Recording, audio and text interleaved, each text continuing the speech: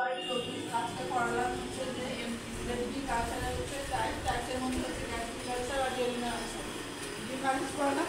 Delina ulcer আর হচ্ছে peptic আলসারের মধ্যে হচ্ছে ডিফারেন্স পড়ালাম। দেন হচ্ছে যে সায়েন্স ইনকাম পড়েছে আর ম্যানেজমেন্ট হচ্ছে, শুধু ম্যানেজমেন্টের মধ্যে হচ্ছে যে নন ফাইবারিক্যাল ম্যানেজমেন্টটা পড়েছে। তো ডিফারেন্স হচ্ছে পেপটিক আলসার হচ্ছে ডিফারেন্স হলো যে গ্যাস্ট্রিক আলসার হচ্ছে ডেলিনা আলসার। গ্যাস্ট্রিক আলসারটা হয় যে স্টোমাকে আর ডেলিনা আলসারটা হচ্ছে যে ডিউরিনাল।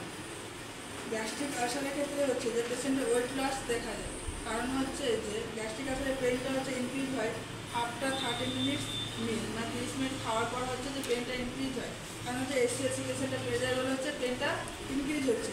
এই পেনটা তখনই ডিক্রিজ হয় যখন হচ্ছে যে পেন হচ্ছে ভমিটিংয়ের সাহায্যে হচ্ছে এসসিএসসি সিগারেট হচ্ছে আসে, এর ফলে হচ্ছে যে পেনটা ডিক্রিজ হয়। রেটিনাল আলসারের ক্ষেত্রে হচ্ছে যে 2 to 3 আওয়ার্স অফ মিলের পরে কী হচ্ছে যে পেন শুরু হচ্ছে। এর কারণ হচ্ছে যে ফুডটা কি হচ্ছে আলসারের কন্ট্যাক্ট আসছে বলে পেন শুরু হচ্ছে। আর একটা কারণ হচ্ছে যে আমাদের কার্ডিয়াক পাইলোরিক স্পিন একটা থাকে, সেটা হচ্ছে যখন হচ্ছে এমটি স্টোমাক থাকে তখন রিল্যাক্স থাকে, রিল্যাক্সের ফলে হচ্ছে এসিএস হচ্ছে কন্ট্যাক্ট করে কি আলসারের সঙ্গে, এর ফলে পেন হয়। পেনটা ডিক্রিজ হচ্ছে কখনই হয় যখন হচ্ছে আফটার মিল, যখন হচ্ছে খাওয়ার পরে হচ্ছে পাইলোরিক স্পিন একটা হচ্ছে কন্ট্যাক্টে আসে, তখন হচ্ছে এসিএর কন্ট্যাক্ট হতে পারে না আলসারের সঙ্গে, তখন পেন হচ্ছে রিলিজ হচ্ছে। আর হচ্ছে যে মোস্ট কমন সাইন সিমটম হচ্ছে গ্যাস্ট্রিক আলসারের ক্ষেত্রে হচ্ছে অ্যানোরেক্সিয়া, নাউজিয়া, ভমিটিং। অ্যানোরেক্সিয়াটা কী বলতো? অ্যানোরেক্সিয়া হচ্ছে যে লস অফ অ্যাপেটাইট, খেতে পারছে না। নাউজিয়া হচ্ছে বমি বমি ভাব আসছে বা বমি হচ্ছে, বা ভমিটিং, এগুলো হচ্ছে সাইন সিমটম। বা ডিওডিনাল আলসারের ক্ষেত্রে হচ্ছে এটা কমন, খুব একটা বেশি দেখা যায় না ক্লিয়ারলি। আরেকটা হচ্ছে গ্যাস্ট্রিক আলসারের ক্ষেত্রে হচ্ছে যে বমির সঙ্গে হচ্ছে ব্লাড দেখা যায়, বাট হচ্ছে ডিওডিনাল আলসারের ক্ষেত্রে হচ্ছে স্টুলের সঙ্গে কী হচ্ছে ব্লাড দেখা যায়। পেন কোথায় হয় বলতো? যে গ্যাস্ট্রিক আলসারের ক্ষেত্রে পেন লেফট সাইডে হয়, আর হচ্ছে ডিওডিনাল আলসারের ক্ষেত্রে হচ্ছে যে রাইট সাইডে হয়। রাইট হচ্ছে এপিগ্যাস্ট্রিক রিজিয়ন যেটা বলে। যেটা যে সাইন সিমটমগুলো হচ্ছে, সাইন সিমটমগুলো আগেও পড়েছি, আমি বলছি এখন।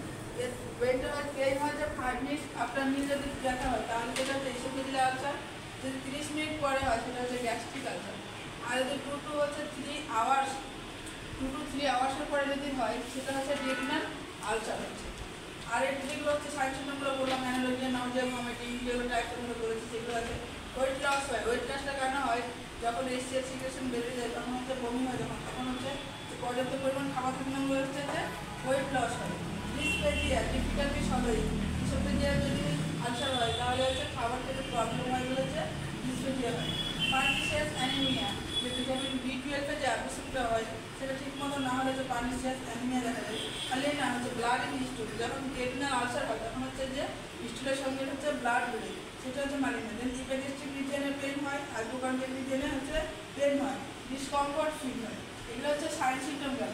এর হচ্ছে ডায়াগনস্টিক টেস্ট, কীভাবে টেস্ট করবো? ডায়াগনস্টিক টেস্টের মধ্যে হচ্ছে history taking and physical examination. পেশেন্টের হিস্ট্রি নিয়ে এবং physical examination, location of the pain, কোথায় ব্যথা হচ্ছে সেগুলো থেকে হচ্ছে যে অ্যাসেসমেন্ট করা হয়।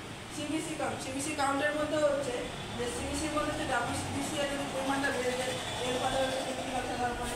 এন্ডোস্কোপি, এটা হচ্ছে কনফার্মেটিভ টেস্ট। এন্ডোস্কোপির সাহায্যে অ্যাকুরেট মানে যেখানে হচ্ছে আলসার হচ্ছে সেটা হচ্ছে জানা যায়। যেটা হচ্ছে এক্সরে, এক্সরের সাহায্যে হচ্ছে যে এগুলো হচ্ছে ডায়াগনস্টিক টেস্ট। দেন হচ্ছে ম্যানেজমেন্ট, ম্যানেজমেন্টের মধ্যে হচ্ছে যে পেপটিক আলসার হচ্ছে যে নার্সিং ম্যানেজমেন্টের হচ্ছে দুটো রয়েছে, একটা হচ্ছে ফার্মাকোলজিক্যাল, নন ফার্মাকোলজিক্যাল। নন ফার্মাকোলজিক্যালের মধ্যে হচ্ছে হেলথ এডুকেশন, পেশেন্টকে কী হচ্ছে যে ডায়েট নিয়ে হচ্ছে যে হেলথ এডুকেশন দিতে হবে। সেই হেলথ এডুকেশনের মধ্যে হচ্ছে যে ওর যেগুলো গ্যাস্ট্রিক ইরিটেন্ট পদার্থ সেগুলো কিন্তু অ্যাভয়েড করতে হবে। প্রোটিনের পরিমাণটা বেশি খেতে হবে, কারণ সেটা প্রোটিন কী করে, হিলিংয়ে হেল্প করে। ফ্যাটের পরিমাণটা কি হচ্ছে কম পরিমাণ খেতে হবে। যেহেতু হচ্ছে কার্বোহাইড্রেট, লিকুইড জাতীয় খাবার হচ্ছে যে বেশি খেতে হবে। এগুলো হচ্ছে পেশেন্টকে হচ্ছে যে হেলথ এডুকেশন দিতে হবে।